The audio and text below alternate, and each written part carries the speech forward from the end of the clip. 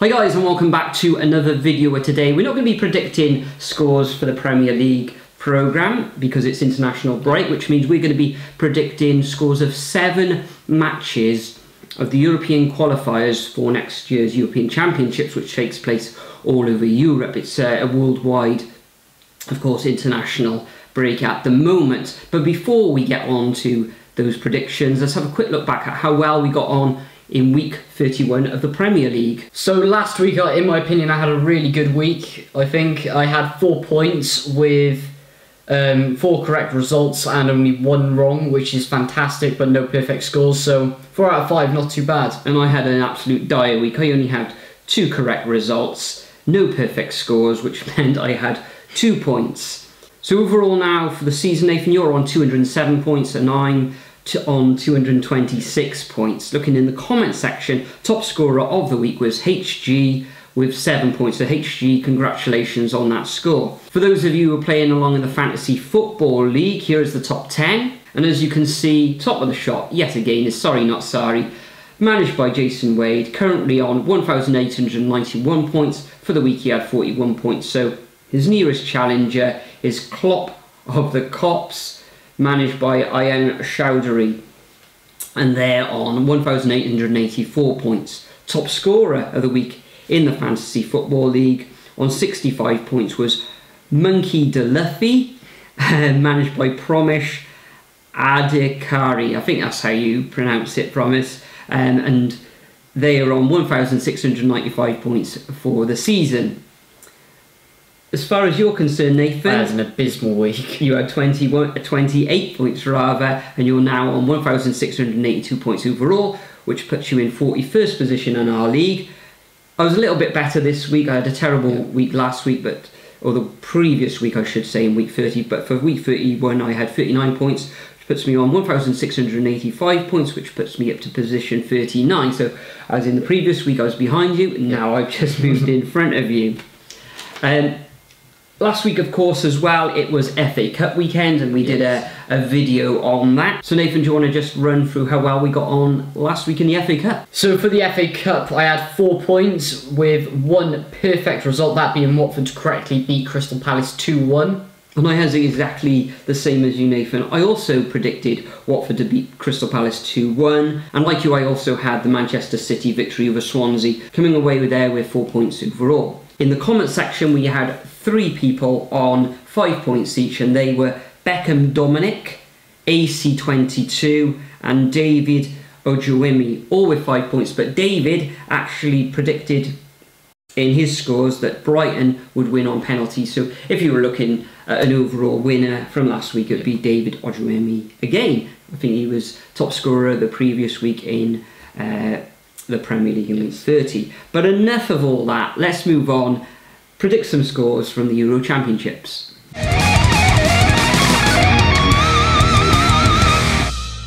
Okay, so first up we have a clash in Group D between the Rock, Gibraltar and the Republic of Ireland. Now Gibraltar, small nation, part of the British colonies, not too big of a population, with a football team fairly small.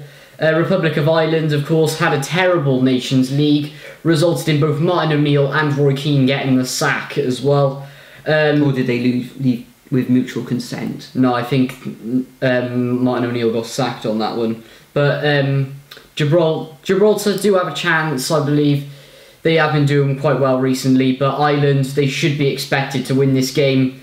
Ireland's new manager, Mick McCarthy, so I think he'll have his team rallied up, and I think it's going to be 3-0 to Republic of Ireland away from home. Yeah, well, Gibraltar 194th in the FIFA World Rankings, Ireland 34th.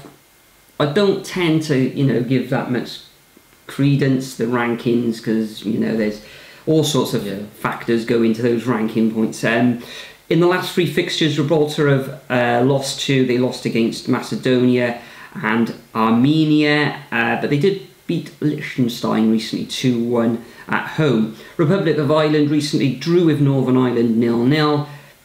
Lost against Wales 1-0. That was in the Euro League, or Nations League rather.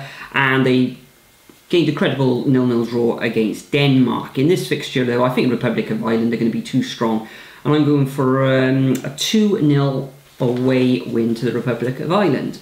Next up, we've got Spain against Norway. Now, Spain is sort of going through a little bit of a transitional period. In the last 3 fixtures, they've beaten Bosnia and Herzegovina 1-0. They lost against Croatia 3-2, and they also lost against England 3-2, and that was in Spain. So that was a good result for England, not a good result for Spain. Norway, who were in 48th position in the FIFA World Rankings, recently beat Cyprus 2-0, drew against Slovenia, and won against Bulgaria at home. So, Norway, pretty decent form, you could say. They've sort of turned their fortunes around recently as well. I think it's going to be a tough fixture for Spain, who are incidentally 9th in the FIFA World Rankings. However, I think that Spain are going to narrowly win this one. They want to get their European qualifier off to a good start, and I'm going to go for a narrow 2-1 victory. Yeah, I actually think, to be honest, Spain are going to draw out a clean sheet. I think their defence is strong enough. You've got the likes of Sergio Ramos at the back as well. It's really Spain, good all round, going through a transitional period. They're going to, I reckon, over a few years, they will get back up to pace and maybe be in contention with maybe reaching a quarter-final, semi-final of the tournament. Norway, been doing okay, but I reckon Spain are going to edge this one, and I think it's going to be 2-0 with Spain keeping a clean sheet. Next up, we have the mighty Cymru, Wales, and they'll be going up against Slovakia now. Wales playing tonight against Trinidad and Tobago in Wrexham. Manager Ryan Giggs put out a decent squad today. Yeah, Wales, well, really, they've got, the big guns, the likes of Bale and Ramsey and Joe Allen, arrested for the big fixture, really, on Sunday afternoon. So, it'll give some of the fringe players experience and what they can show Ryan Giggs as well. For example, Volks, I believe, getting his first cap Rotherham player, promising. I reckon he's going to get a few more in the future. But at the same time, we do have a few injury issues. Ethan Ampadu out injured completely, not in the squad. Sam Vokes also out injured, so that's going to give us some problems up front. That means we're going to have to either play Bale up front on his own. Yeah, he'll play either him or Tyler Roberts, but I don't know. Giggs hasn't really favoured Bale playing up front since he took charge of Wales after Chris Coleman left. But yeah, I can definitely see Wales winning this one. Slovakia have been doing all right, I believe, recently as well. Got the likes of Marek Hamzik. We did play him in the Euros, beat him 1-0, I believe. Great game that was, brings back memories. And I'm going to say Wales winning 3-1 in this fixture at the Cardiff City Stadium, where the Red Wall will be in full action. Yeah, Wales going through a bit of a tricky period, really, on the field. Last couple of results, they lost terribly against Albania away. The last fixture of the Nations League lost against Denmark. That was a shocking game. 2-1, and at home as well we lost against Denmark. And Republic of Ireland we beat 1-0 actually in Ireland. Slovakia losing last time against Czech Republic. Before that they beat Ukraine 4-1, very good result. And prior to that, a very credible draw with Sweden 1-1. Wales at the moment ranked 19th in the world, Slovakia 29th. So tough fixture this is going to be for Wales. I don't think it's going to... It depends, really. Wales got a lot of exciting young players at the moment, and we've got the likes of Bale, who's at world class. On his day, can destroy any team in the world. But I think this is going to be a tight affair. Wales want to get off to a good start, but so is Slovakia. But I think with the crowd at the Cardiff City Stadium, it's going to be an absolute... I think it's a sellout there. Yes, it's sold out now. Sold out. It did take a while. So. I can see a narrow victory for Wales, and I'm going to go for 1-0 in this fixture. Next up, we've got San Marino against Scotland. Now, San Marino, I think they're ranked lowest in the world. They've won once, maybe twice in their entire history. Last 3 matches, okay, they've lost them, but they've been narrow defeats. They've lost against Belarus, Moldova and Luxembourg. And Scotland, last 3 fixtures, they've beaten Israel at home 3-2, beat Albania, which was a very good result for them, away from home 4-0, and they lost at home against Portugal. Scotland ranked 40th in the world, and San Marino 211th in the world. So crazy. I think It's going to be a victory to Scotland, and I'm going to go for a 2-0 win in this one. I think San Marino defensively, okay, they're not amazing, but they don't concede that many at the moment. Yeah, I can definitely see Scotland winning this one. Scotland starting to get some fantastic players, starting to bring through some fantastic players. You got captain Andy Robertson. Not sure if he's going to be fit for this weekend, though. Hopefully, well, in Scotland's case, he will be. Callum Patterson, Cardiff player, fantastic. Ryan Fraser as well, another quality player. Brilliant. Just Scotland really starting to transition, getting some fantastic quality in their side. Maybe they could qualify for a tournament for the first time in I can't even remember how long. But yeah, this is going to be Scotland's game. However, I do think that San Marino are going to get a goal.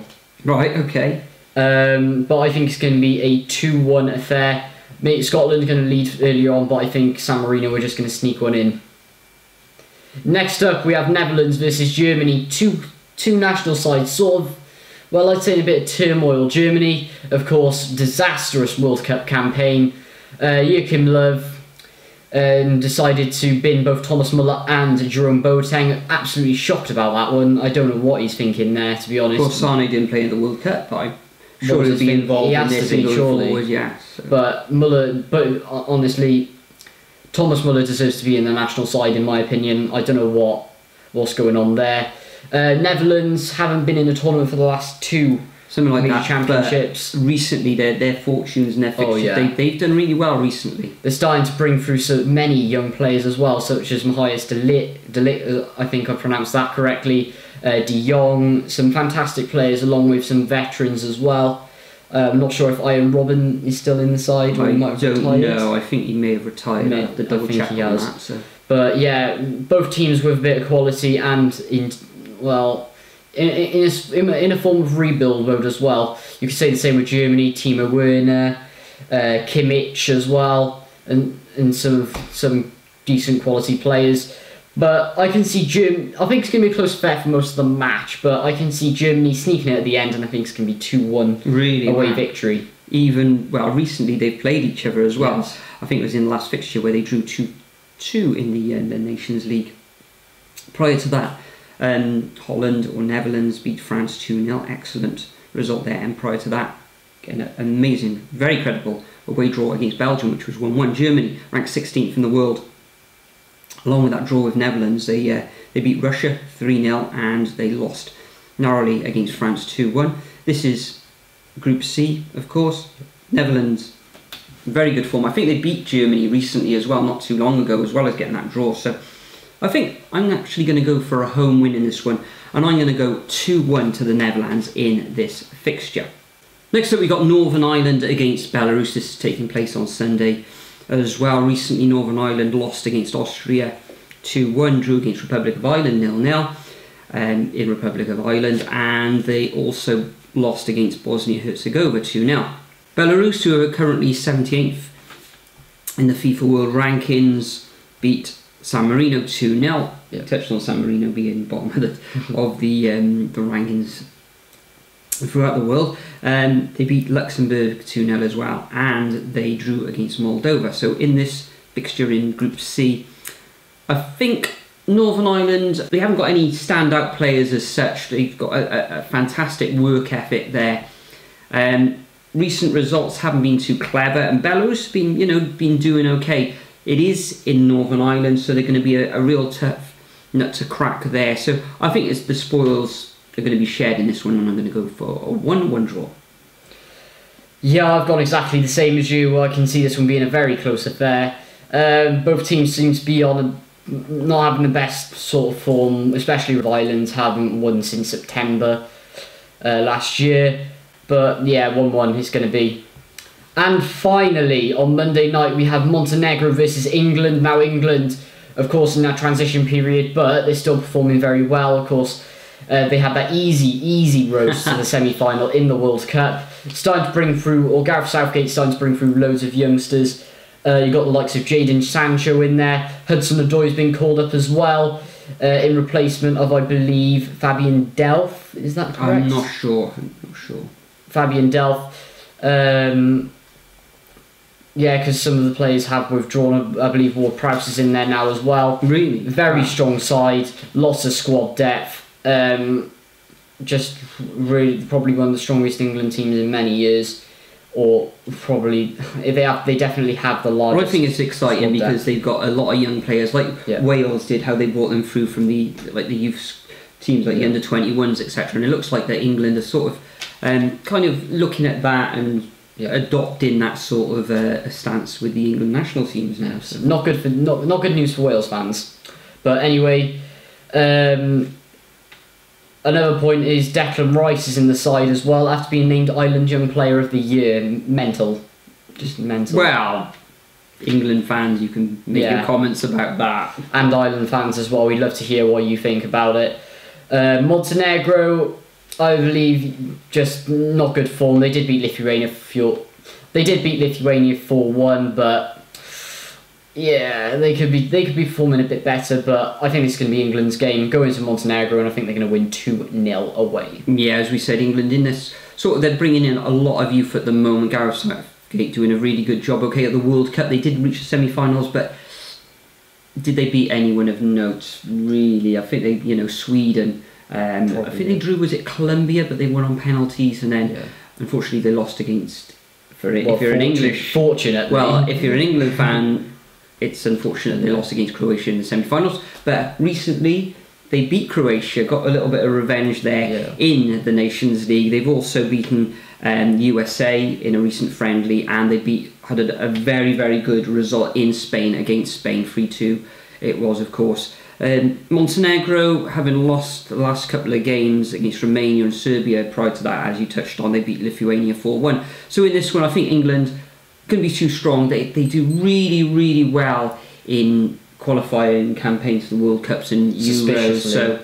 So I can't see anything for that than an England victory, and I'm going to go. I was thinking for 2-0, but I'm actually going to go for 3-0 in this fixture. So that concludes our predictions for these 7 fixtures in this first weekend of the European qualifiers. Hope you enjoyed the video, guys. As always, what I'm going to do, I'm going to leave a template of these fixtures in the description. All you need to do is copy and paste them, put them in your comment, and like the guys last week, you could get a shout out in the next video. Now, before we go quick, Nathan, is there anything you'd like to add? Yes, I will be doing a video on the Wales game on Sunday. Keep my sub box on, guys, so you don't miss it when that drops. It'll probably be out, I believe, Sunday night. Really? I'm going to put it, Excellent. I'll look forward to that. 8 o'clock, 9 o'clock Sunday night. Excellent. Okay, guys, whatever you're doing this weekend, enjoy yourselves, particularly if you're going to the football. But for now, we bid you farewell, and we'll see you in the next video.